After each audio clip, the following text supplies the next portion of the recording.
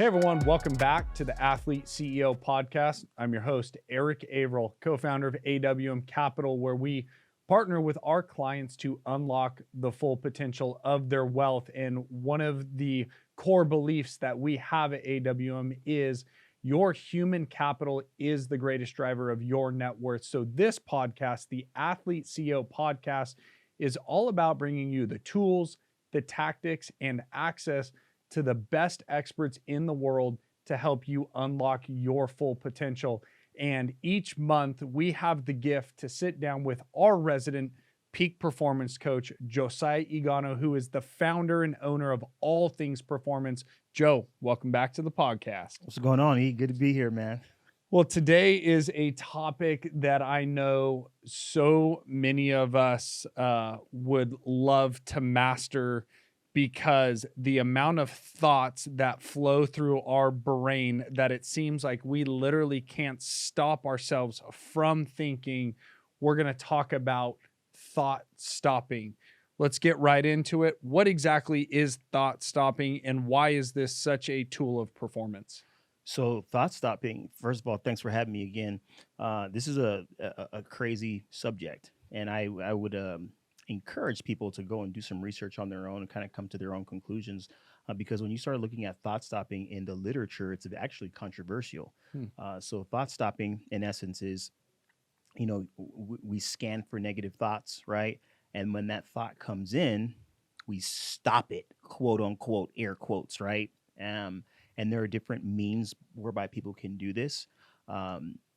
So I'll give you an example. So, I'm in a performance competition, I'm at a game, I'm in practice, and I'm having a self-defeating thought, right? So thought stopping tells me that if I follow this procedure of scanning for those negative thoughts, and then I say something like a verbal cue like no, right? No. And then I accompany that with a physical act, such as a rubber band on my wrist, boom, or, me clapping, no, or, me hitting my thighs or whatever it is, no, or me playing defense. Somebody's coming at me. I'm a basketball defender, and I'm having negative thoughts, and I'm slamming the hardwood like, I got this. No, I'm better than this. Whatever the case may be, the premise lies in we are to scan for these negative thoughts. We seize them. We include a verbal cue and some type of physical act. And this, right? Once we do this, we visualize ourselves doing something good, right? And then we do it, and then we go on to the next play. So the controversy lies in that when I tell you, don't look at the pink elephant, or don't think about the pink elephant, what do? Think about that pink elephant. That's why it's controversial, because some experts say that we're actually reinforcing bad habits, when we try to stop these negative thoughts, right? And this opens up the floodgates for things like mindfulness, meditation, and other things. So that's why it's controversial. So you're leaving with an absolute hanger here. I mean, you are our resident, performance coach. Where do we fall? Like, what's up? There's absolutely no hope for y'all. Like, where do we hang out on this? No, and so this is why, this is a great question, and this is why, this is the beauty of working with different people, because different things work for different people. You might find that, hey, putting a bracelet, a rubber band on, and me snapping that every time I have a negative reaction or response, when I have a negative thought, self-defeating thought, you may find that clapping my hands, no. I'm going to think about me hitting a home run, or I'm going to think about the positive outcome in this next play. That might have a positive effect for some people, right? Whereas some people, they may use something like we've discussed in the past, man, like a focal point, or a release technique, or something to help them upregulate, downregulate. This is where mental skills are so powerful, because sometimes you can unscrew the same screw with a Phillips or a flathead. You know what I'm saying? Right. So it depends on the person, and your preference and just how you want to go about attacking your work. Yeah. What I heard there is individualization. Yeah. That it's so important that there is not a one size fits all. And it's also the danger, I think, of bad coaching, right? We were having a sidebar conversation in between taping this session about CrossFit. You know, there's nothing theoretically wrong with the methodology of CrossFit. When you have incompetent coaches, people get hurt. Yeah. And I think it's the same thing when it says like, no, this is how you have to handle this. So this is right or wrong, as opposed to you saying, you know what, before I can prescribe a tool for you to unlock your mental performance, I got to know who you are. Right. I've got to know what makes you tick.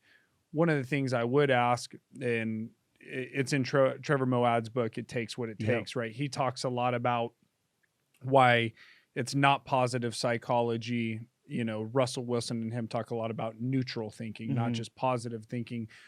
Where does this like positive psychology blend in with this like thought stopping conversation? Yes. I would love to hear that. No, that's a great question. So when you look at positive psychology, one of the foremost individuals in that area is Martin Seligman. You can go and you look at his work, great work, tremendous contributions to the world of psychology. And there are definitely benefits. I myself have, experienced benefit from, reading and applying some of those concepts. We're at the end of the day, we're human beings, right? We are human beings. Human beings have emotion. We have reactions. We have responses, right? We are not, we are not monotone in our action, thought, and deeds, words. We're just not. We're very animated creatures, and so when it comes to a person and a performance, those are two different conversations. Because before I perform as an athlete, I am a person first, and the person has needs, wants, cares, worries, anxieties that are real. That I can't just say, oh, I'm going to choose to feel nothing. Try telling that to your child. Yeah. Right. Yeah. You know what I'm saying? So those things all have their places. But what I would say to that in terms of the positive psychology, the neutrality, the stoicism in those is that when I'm talking to the athlete real quick, okay, I know there are many different people listening to this, but I want to speak specifically to the athletes that are listening to this podcast. When you start talking about athletes are performers. We all have different colors that we wear, where there's red, white, and blue, where there's the purple and gold, the crimson and white. It doesn't matter. We're people first, but we're also Did I say that right? Yeah. That's okay. So we're people first, and then we're performers. Right. So at 7:00 kickoff, we become performers. Right.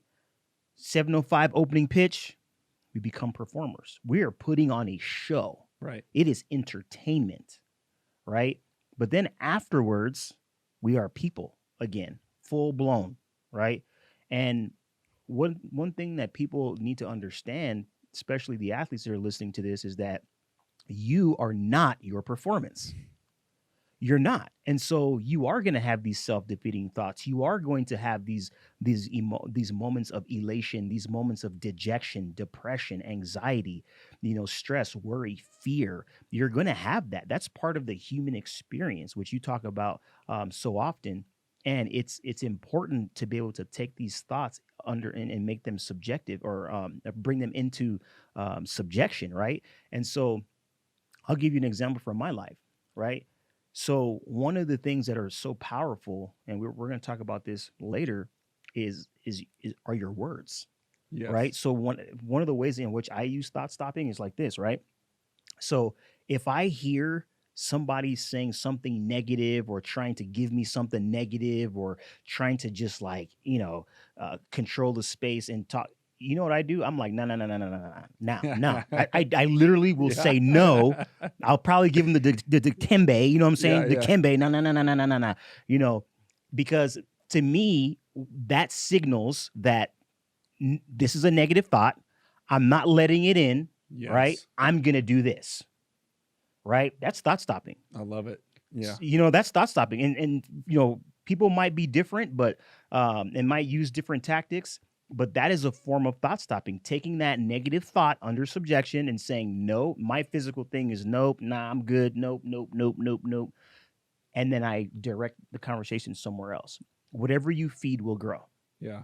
And I know we've talked about this in previous podcasts. You just mentioned lexicon, right? And another one we might talk about command words. Mm-hmm. But what you speak to yourself. We had a few episodes ago talked about what you say to yourself is the loudest voice. Yep. And so I think that this even interplays with that thought stopping of going, not only do I have to have an awareness of what I don't want to let into my life, right? Mm-hmm. So that takes intentionality. Maybe in a previous podcast, we talked about journaling. Maybe we should journal on what are the things that we want to affirm about who we are as human beings. Mm-hmm. You know, I think that that is so important, that the way to performance is not to deny your humanity and try and be a machine, because you won't have success doing that. But then at that same point of knowing what you're going to replace stuff with. Absolutely. And not being afraid to use your full humanity. I think that that's the other thing I heard you say is like, I used a physical action, something that triggered in my mind, and I used my voice, right? Yep. Is like you used the full tools of what it means to be human. Yeah. And I just, I love that. Hopefully this has been helpful for you listeners. I know we didn't go into insane depth of what thought stopping protocols that you can use, but I encourage you to reach out to us at athleteceo.com. Josiah has been so incredible over the past few months of giving us resources, being accessible, that if you have questions, whether it comes to daily practices or specific situations of how you can use thought stopping, please reach out to us. And as always, we appreciate you guys, the attention that you're on. We know that you're trying to be the best in the world at what you do. And so until next time, stay humble, stay hungry, and always be a pro.